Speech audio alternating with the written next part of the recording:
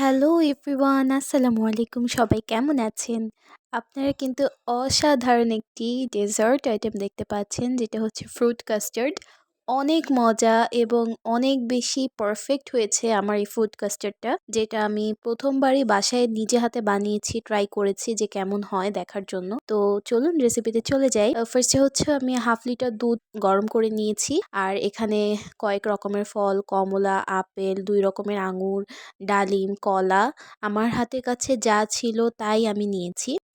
আর আমি এখানে কোন কাস্টার্ড পাউডারটা ইউজ করছি সেটাও আমি দেখিয়ে দিলাম। তো আমি 1/2 লিটার দুধকে ভালোভাবে বয়েল করে সেখানে কিন্তু আমি 3 চামচ পরিমাণ উঁচু করে 3 চামচ পরিমাণ কাস্টার্ড পাউডার দিয়েছি। কাস্টার্ড পাউডার আমার দিতে একটু ভুল হয়েছে, এটা আমার আলাদা একটি বাটিতে গুলে নিয়ে তারপর দেয়া দরকার ছিল, বাট আমি কিন্তু এটা এভাবে করে দিয়ে দেওয়ার কারণে অনেকখানি আমার দলা পাকিয়ে গিয়েছিল।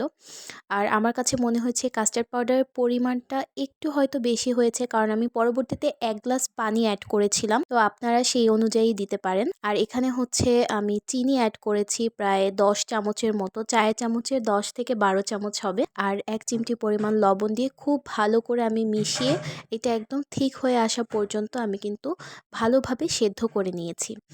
আর এখানে আমার যেহেতু দলা পাকিয়ে গিয়েছে, আপনাদেরটা যেন দলা না পাকিয়ে যায়, আপনারা সেইভাবেই সুন্দরভাবে মিলিয়ে নেবেন। আর এখানে হচ্ছে আমি ফলগুলোকে ঠিক কোন সাইজে বা কিভাবে কেটে নিয়েছি, কিভাবে কেটে নিলে খেতে ভালো লাগবে এবং ডেজার্টটা দেখতেও সুন্দর হবে, সেটা জাস্ট দেখানোর জন্য আপনাদের সাথে এই কাটাকাটির ভিডিওটা শেয়ার করা। তো আঙুরগুলোকে এভাবে ছোট ছোট করে কেটে নিয়েছি, আর কমলাটা তো দেখলেনই, বিচিটা বের করে 3 ভাগ করে নিয়েছি। কালো আঙ্গুরটার ক্ষেত্রেও সেম, বিচিটা বের করার জন্যই কিন্তু আমি মাঝখান থেকে কাট করে তারপর ছোট ছোট টুকরো করেছি। আর এখানে আমি আপেল কেটে নিচ্ছি, আপেলটাকেও খুব সুন্দর করে কাটতে হবে।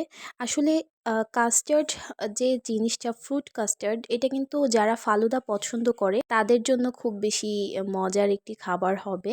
ফালুদা পছন্দ করে না এমন মানুষ মনে হয় খুব কমই আছে। তো যাই হোক, আমি এখানে ফ্রুট কাস্টার্ডের যে মিশ্রিত দুধের যে মিশ্রণটা, সেটা কিন্তু আমি আলাদাভাবে নর্মাল হতে রেখে দিয়েছিলাম, এবং এরপরে কিন্তু এটাতে আমি দেখলাম যে সর পড়ে গিয়েছে উপরে, আর খুবই সুন্দর থিকনেস এসেছে। আর এখানে আমি সবগুলো ফল কাটাকুটির পরে ভালোভাবে মিক্সড করে নিচ্ছিলাম, যেহেতু আমরা মিক্সড করে তারপর খেতে হবে আমাদেরকে। আর আপনাদেরকে উল্টে পাল্টে দেখিয়ে দিলাম যে কাটার পর কতটা কালারফুল লাগছে।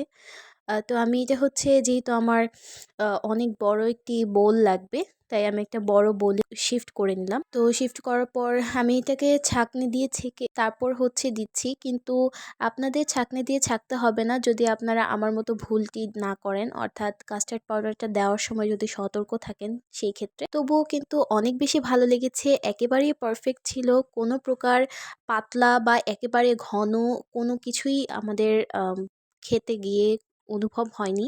অনেক বেশি মজা ছিল, অনেক বেশি ভালো ছিল।